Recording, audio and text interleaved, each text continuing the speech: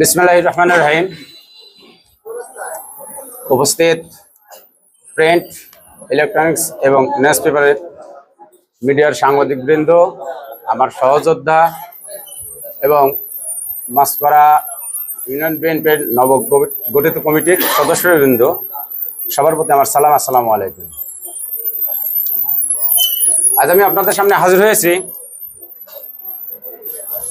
গতকাল কিছু কুচক্রী মহল বিএনপির নাম নিয়ে মাছপাড়া ইউনিয়ন বিএনপির যে নবগঠিত কমিটি হয়েছে তার বিরুদ্ধে একটি সম্মেলন করে।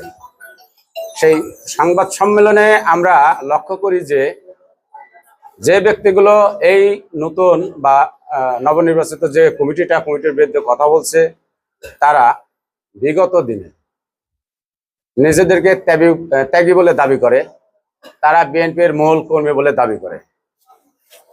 বড়ই পরিতাপের বিষয়।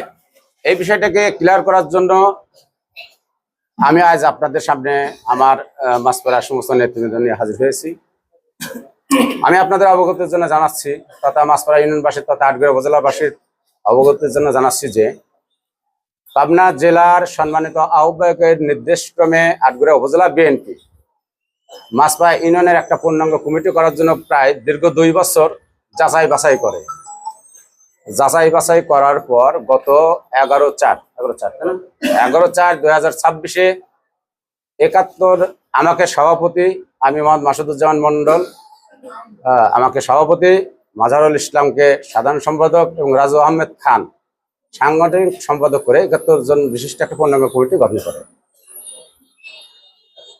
কিছু কুচক্রী মহল যারা বিগত 17 বছর ফ্যাসিস্ট সরকারের দালালি করে, ফ্যাসিস্ট সরকারের সঙ্গে থেকে ফ্যাসিস্ট সরকারকে সহযোগিতা করেছে, এমন কিছু ব্যক্তি এই কমিটির বিরুদ্ধে আঙুল তোলে, যেটা আপনারা ইতিমধ্যেই ফেসবুক অথবা মিডিয়ার মাধ্যমে আপনারা দেখে থাকবেন। তো আমি তাদের উদ্দেশ্যে শুধু একটা কথাই বলতে চাই। ওখানে যারা কথা বলছে, যেমন রুহুল আমিন সর্দার, আমি তাকে শ্রদ্ধা করি। 2009 সালে যখন মাছপাড়া বিএনপি কমিটি গঠিত হয়, তখন সেই কমিটি আমি সাধারণ সম্পাদক ছিলাম। 2009 থেকে 2021 সাল পর্যন্ত উনি সভাপতি, আমি সেক্রেটারি ছিলাম। মানুষটাকে আমি সম্মান করতাম, শ্রদ্ধা করতাম। কিন্তু পরবর্তীতে দেখা গেল যে দলীয় যখন এই বিপদের মুখে পড়ে গেল, আমার এই সভাপতি ইচ্ছাই হোক অনিচ্ছাই হোক অথবা ব্যক্তিকেন্দ্রিক রাজনীতির কারণেই হোক, সে দলীয় নির্দেশনা উপেক্ষা করে একেবারে দলের শৃঙ্খলা ভঙ্গ করতে থাকে। যার প্রথম প্রমাণ, সে বিগত উপজেলা নির্বাচনে দলের থেকে নিষেধ করার পরেও সে আওয়ামী লীগের পক্ষে সে নির্বাচনের প্রচারণায় ব্যাপক ভিত্তিতে মাঠে নামে। এটা নিয়ে তৎকালীন সময় আমি ব্যাপক প্রতিবাদ করি।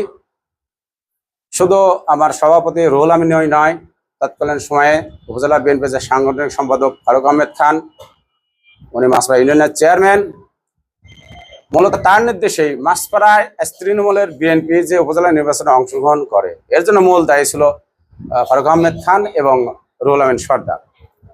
তো সেই রুহুল আমিন সর্দার কালকে যে সংবাদ সম্মেলনকে নিজেকে বিএনপির ত্যাগী কর্মী বলে দাবি করলো, শহীদ নামে একটি ছেলে শহীদ, সে এবং আমার ছোট ভাই রহিম বিশ্বাসকে দেখলাম, তারা একটা সংবাদ সম্মেলনে নিজেদেরকে ত্যাগী বলে দাবি করছে। আমি আপনাদের মধ্যে আমার মাছপাড়া ইউনিয়নবাসীকে তথা আটঘরিয়া উপজেলাবাসীকে এটাই জানাতে চাই যে যারা স্বয়ং দলের চেয়ারম্যান তারেক রহমানের নির্দেশ মানে না, যারা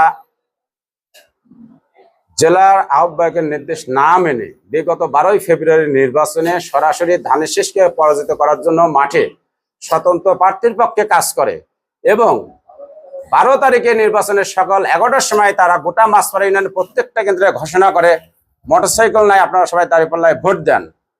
এই ব্যক্তিগুলো কি করে বিএনপি হতে পারে? কি করে এরা বিএনপিকে দাবি করতে পারে?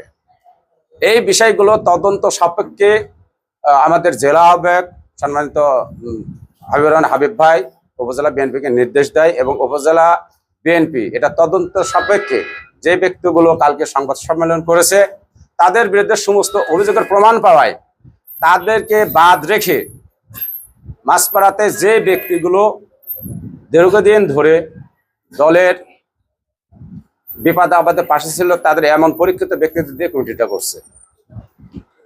আমি তারা যে সংবাদ সম্মেলন করছে আমি তার তীব্র নিন্দা এবং প্রতিবাদ জানাচ্ছি। কেননা এই রুহুল আমিনকে আমি নির্বাচনের আগেও আপনারা জেনে থাকবেন যে মাসপাড়া ইউনিয়ন নির্বাচন পরিচালনা কমিটি আহ্বায়ক ছিলাম আমি।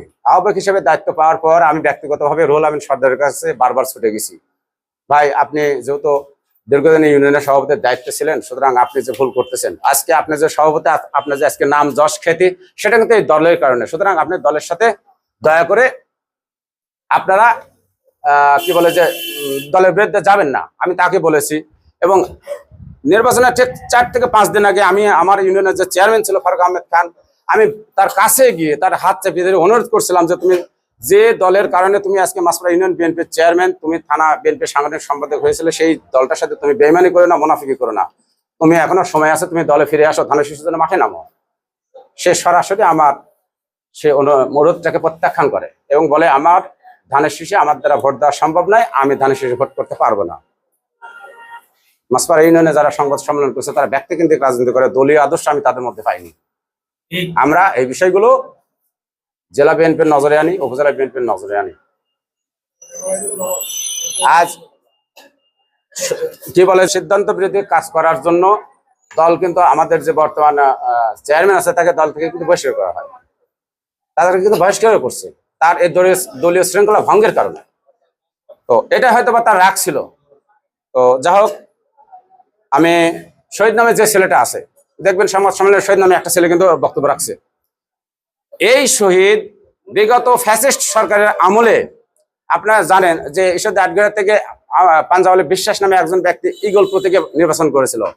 এই শহীদ গত ফ্যাসিস্ট সরকার আমলে সরাসরি তার নির্বাচন করে।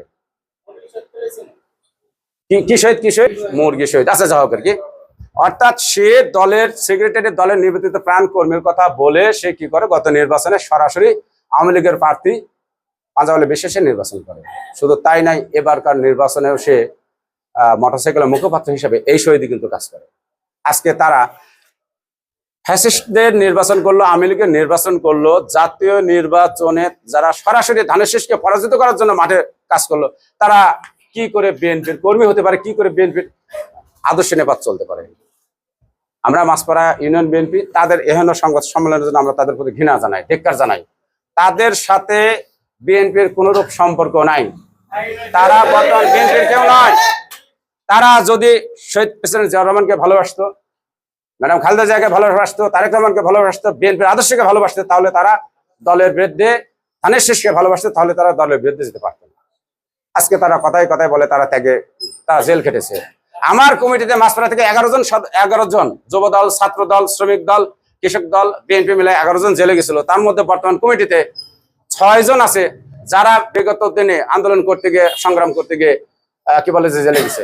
তাদের 6 জনকে এই কমিটিতে আছে, আর বাকিগুলো কেউ যুব দল করে, কেউ শ্রমিক দল করে, কেউ কৃষক দল করে। আমাদের চেয়ারম্যান ঘোষিত যারা নির্যাতিত ত্যাগী তাদেরকে দলে স্থান দেওয়া হবে।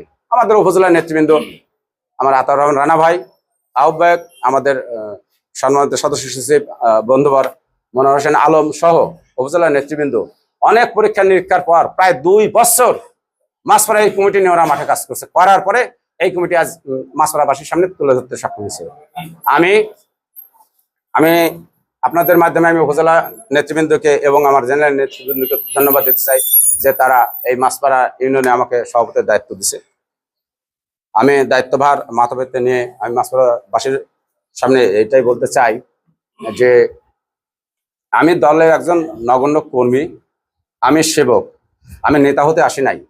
আমি মাসপাড়া ইউনিয়ন বিএনপিকে আরো সুসংগঠিত করে আগামী দিনে যেন যে উপজেলা নির্বাচন হবে, ইউনিয়ন পরিষদ নির্বাচন হবে, আমার মাসপাড়া ইউনিয়ন বিএনপির এই দলটা যেন আরো শক্তিশালী রূপে গঠিত হয় এবং তারা যেন দলের প্রয়োজনে কাজ করে। বিগত দিনে আমাদের যে ভুলভ্রান্তি ছিল সেই ভুলভ্রান্তিকে কাটিয়ে উঠে দলকে যেন আরো গতিশীল করতে পারি, এই লক্ষ্যে ইনশাআল্লাহ আমরা কাজ করে যাব। এটাই আমাদের এই আশাবাদ ব্যক্ত করে আমি আমার কথা শেষ করছি। আল্লাহ হাফেজ।